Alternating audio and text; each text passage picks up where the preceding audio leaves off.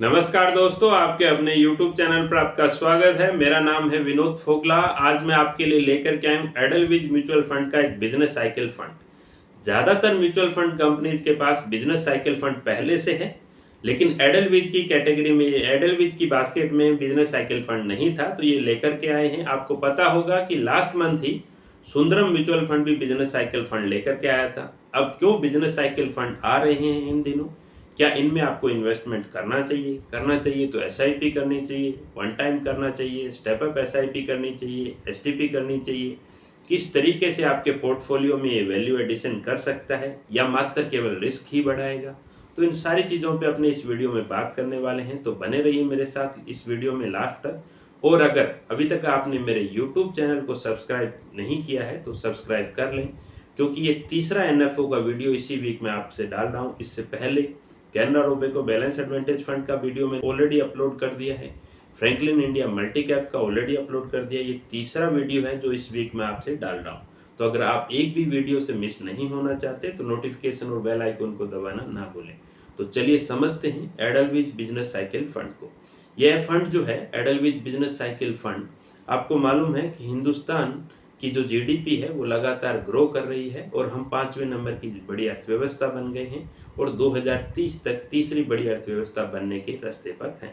अब ऐसे सिनारियो के अंदर बिजनेस साइकिल फंड की भूमिका बड़ी अहम हो जाती है, क्योंकि बिजनेस साइकिल फंड जो है वो डिफरेंट साइकिल्स के अंदर इन्वेस्टमेंट करता है अलग अलग तरीके से, जैसे कि बैंकिंग में, पावर में, एक्सपोर्ट में, health care, automobile, technology, PSU, manufacturing, retail.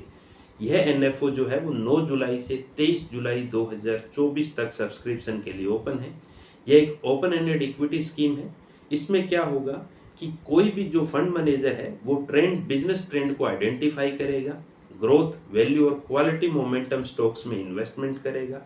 इसमें क्या होगा कि स्टॉक सिलेक्शन की अगर मैं प्रोसेस की बात करूं तो करीबन टॉप 300 स्टॉक्स जो हैं उनके अंदर, टॉप का मतलब है मार्केट साइज के हिसाब से, टॉप 300 स्टॉक्स जो होंगे उनमें से लार्ज कैप, मिड कैप और स्मॉल कैप तीनों तरीके के कैप को मिलाते हुए उनमें से quality, growth, value and momentum पे फैक्टर पे कैलकुलेट करेंगे, स्कोर करेंगे। यानी क्वालिटी के पैरामीटर पे ये कोई भी स्टॉक लेने से पहले ये देखेंगे कि क्वालिटी के पैरामीटर पे इसका स्कोर कितना आ रहा है, ग्रोथ के पैरामीटर पे कितना आ रहा है, वैल्यू पे कितना आ रहा है, वैल्यू प्लस मोमेंटम में कितना आ रहा है, ग्रोथ प्लस मोमेंटम में कितना आ रहा है, क्वालिटी प्लस मोमेंटम में कितना आ रहा है।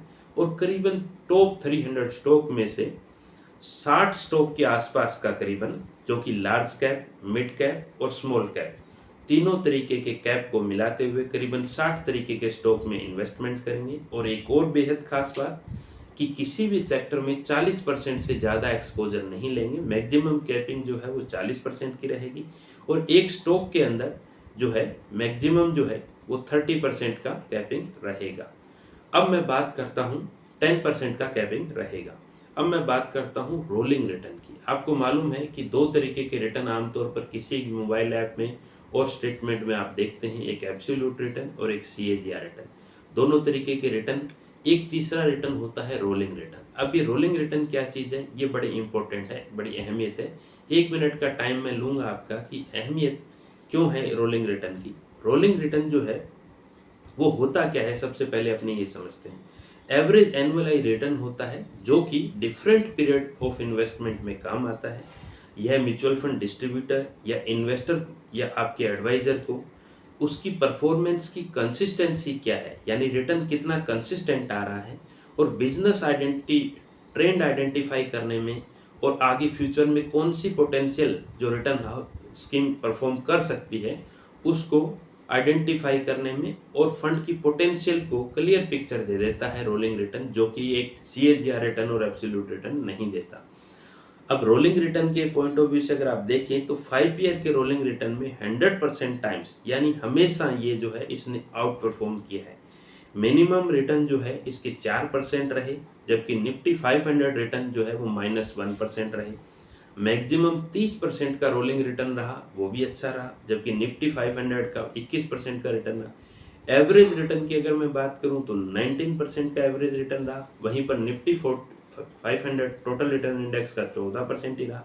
स्टैंडर्ड डेविएशन होता है कि एक मीन पॉइंट से यानी एवरेज पॉइंट से कितना वोलेटाइल फंड होता है। जितना ज़्यादा स्टैंडर्ड डेविएशन होता है फंड में उतार चढ़ाव उतना ही ज़्यादा होता है। तो जितना स्टैंडर्ड डेविएशन कम होता है वो फंड में उतार चढ़ाव या वोलेटिलिटी या फ्लक्चुएशन कम होता है। तो स्टैंडर्ड डेविएशन के पैरामीटर पे भी ये फंड उम्मीद पे खरा उतरता है। निफ्टी से कम स्टैंडर्ड डेविएशन है इसका। अब मैं बात करता हूँ इस स्कीम के कि पोर्टफोलियो की कि किस तरीके का पोर्टफोलियो इसमें होगा। वेल डाइवर्सिफाइड पोर्टफोलियो होगा, पूरा हर सेक्टर में होगा, पूरा रंग बिरंगा पोर्टफोलियो होगा। चाहे एफएमसीजी ले लीजिए, यूटिलिटीज ले लीजिए, pharma, technology, capital goods, autos, financial, आप जो देख रहे हैं। और इनमें भी स्ट्रेटेजी जो है डायनामिकली रोटेट करेंगे यानी सेक्टर रोटेशन करते रहेंगे। जैसा मैंने रोलिंग रिटर्न के टाइम आपको कहा कि रोलिंग रिटर्न देख करके फंड के ट्रेंड को पकड़ करके ये आइडेंटिफाई करने की कोशिश करेंगे। अब बात करते हैं अपने की स्कीम में कितना रुपए का मिनिमम इन्वेस्टमेंट किया जा सकता है, किस तरीके का एग्जिट लोड है। तो मिनिमम इन्वेस्टमेंट इस स्कीम के अंदर 5,000 रुपये का किया जा सकता है। 100 रुपये की SIP की जा सकती है। Benchmark Nifty 500 total return index इसका बेंचमार्क है। Fund manager mister Bhavesh Jain, mister Bharat Lahoti और ओवरसीज सिक्योरिटीज के लिए मिस्टर अमित बोहरा इसके फंड मैनेजर होंगे। अब मैं बात करते हैं कि इस फंड के अंदर इन्वेस्टमेंट करना चाहिए या नहीं करना चाहिए, या किस तरीके के रिस्क इस फंड के साथ एसोसिएट है। तो रिस्क एसोसिएशन के लिए एक नापने का एक पैरामीटर होता है, that is known as riskometer. Riskometer में ये अंतिम पायदान पे है, यानी प्रिंसिपल में आपके काफ़ी उतार चढ़ाव होगा। बहुत बार ऐसा होगा कि प्रिंसिपल आपका मूलधन अमाउंट से भी कम होगा, यानी प्रिंसिपल अमाउंट से भी कम होगा। तो आपका लंबे टाइम होराइजन कम से कम 7, 8, 10 साल के टाइम होराइजन के साथ आपको इक्विटी में ऐसी स्कीम में इन्वेस्टमेंट किया जा सकता है। अगर आपके पास ऑलरेडी बिजनेस साइकिल फंड है तो आपको ये फंड लेना चाहिए या नहीं लेना चाहिए। अगर नहीं है तो भी लेना चाहिए या नहीं लेना चाहिए, कई चीज़ों पे डिपेंड करता है। रिस्क प्रोफाइल क्या है, आपका गोल क्या है फाइनेंशियल। तो इसके लिए मैंने एक अलग से वीडियो आपके लिए बना रखा है, आपको उसका लिंक भी मैं डिस्क्रिप्शन में डाल रहा हूँ, वो आप वहाँ पर देख सकते हैं। तो चलिए मिलते हैं एक नए वीडियो में, तब तक के लिए नमस्कार।